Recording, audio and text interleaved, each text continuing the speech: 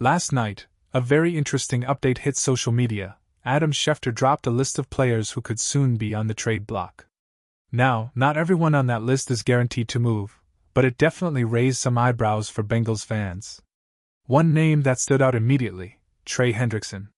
But let's be real here, it's hard to imagine Cincinnati letting go of one of their most dominant defensive forces right now. Sure, if the Bengals ever did part ways with him after the season, the team could land a third-round compensatory pick because of the value he brings. But honestly, that feels unlikely.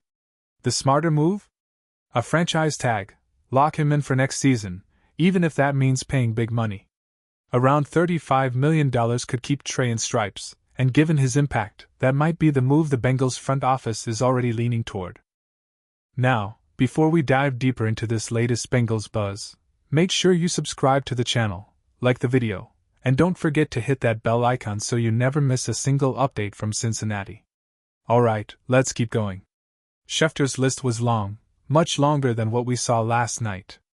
And while most of the names were just background noise, one player really caught my attention. Kevin Zeitler, over in Tennessee. A veteran guard the Bengals should have brought back this offseason. Instead, he reunited with Brian Callahan down in Nashville. But here's where things get interesting. If the Titans clean house soon, and rumors say Callahan could be on the way out, that could open the door for Cincinnati to make a smart, low-cost move. With that extra 6th-round pick the Bengals got from Cleveland, don't be surprised if a reunion with Zeitler becomes a real possibility. Now imagine this for a second. Cincinnati makes the call, and Kevin Zeitler comes home. What a full-circle moment that would be. The Bengals bringing back one of their toughest and most reliable linemen, the same guy who once anchored this team's protection years ago. It almost writes itself like a storybook ending. Picture that offensive line: Mims, Zeitler, Ted Karras, Fairchild when healthy, and Orlando Brown. It's not perfect, but it's solid, stronger, tougher, and way more dependable than what we've seen so far this season.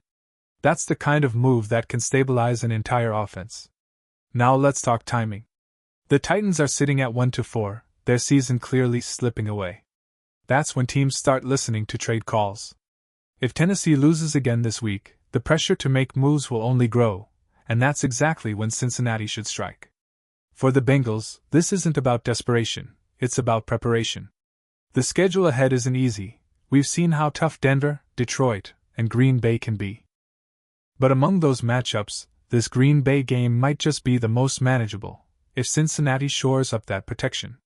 The Joe Flacco trade gives the Bengals some breathing room at quarterback, but imagine adding a veteran like Zeitler to that mix, someone who already knows the AFC North inside out. That's a smart, steady move that sends a message: this team is still fighting. And if that reunion really happens? It won't just be a trade, it'll be a statement that the Bengals are not giving up on this season, not by a long shot.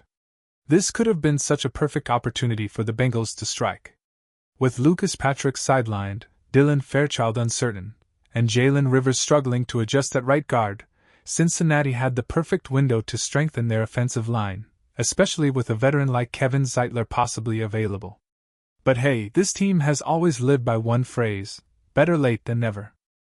So, after today's game, and yes, I truly believe the Bengals can pull off a win, the front office needs to move fast. If the Titans lose and drop to 1-5, that's when the phone call should happen. Don't wait till tomorrow. The moment Tennessee's season feels lost, that's the time to move. There's even a bit of timing luck here. If the Titans decide to make staff changes after another loss, Cincinnati could take advantage before that chaos begins. The Bengals don't have to overthink this. Zeitler is on a 1-year deal, and Tennessee clearly isn't keeping him long-term. So, from a business standpoint, it's simple. Tennessee gets a 6th-round pick, adds another draft chip for their rebuild around Cam Ward, and the Bengals land a proven veteran who can help right now. That's a win-win, a logical move for both sides, and exactly the kind of deal that smart front offices make when they're serious about staying competitive. Because for Cincinnati, this isn't just about patching a weakness, it's about showing the locker room that management still believes in this team's fight. This move would be a win on every level. For Cincinnati, it means finally giving Joe Flacco the protection he needs, and for Tennessee, it means adding another draft pick to help them rebuild around Cam Ward. That's smart business on both sides. Now, sure, it would technically mean the Bengals have moved 2 picks in recent deals. But remember that Flacco trade also brought back a 6th-rounder from Cleveland. So when you break it down, it's almost like Cincinnati traded a 5th-round pick for both Flacco and Kevin Zeitler. Is that perfect value? Maybe not on paper. But in terms of impact right now, keeping your quarterback upright and stabilizing the line, that's worth every bit of it. As for the rest of the trade block, most of those names feel like background noise. Some are repeats from last night, some are new, but nothing earth-shattering. Sure, fans might dream about big names like Bradley Chubb or Wyatt Teller, but let's be real, those deals rarely happen mid-season, especially inside the AFC. For the Bengals, the focus should stay sharp, don't chase stars, fix the foundation. And bringing in a veteran like Zeitler, someone who knows the system, knows the division, and still plays at a high level, does exactly that. That's not a flashy move. It's a winning move. It's still wild to think about. The Bengals actually pulled off a division trade for Joe Flacco. That's something nobody saw coming.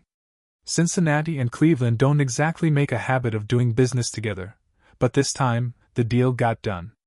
Maybe it's a new era, one where even division rivals are willing to deal if the price is right.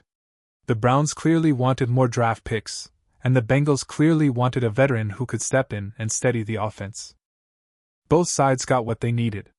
Now, yes, there are still some big names floating around out there, including Russell Wilson, but that's not where Cincinnati's focus should be. Because right now, Joe Flacco is the guy. And from what we've heard, Joe Burrow has already been in touch, helping Flacco get familiar with the system, the reads, and of course, the chemistry with Jamar Chase and Tee Higgins. It's simple. If Flacco can spread the ball to his playmakers, Chase, Higgins, and even tight ends like Noah Fant and Mike Gesicki, the offense can still be dangerous. At the end of the day, this isn't about star names or flashy trades. It's about keeping the Bengals competitive, showing that even in tough stretches, this team refuses to back down. Cincinnati's message is clear: the fight isn't over.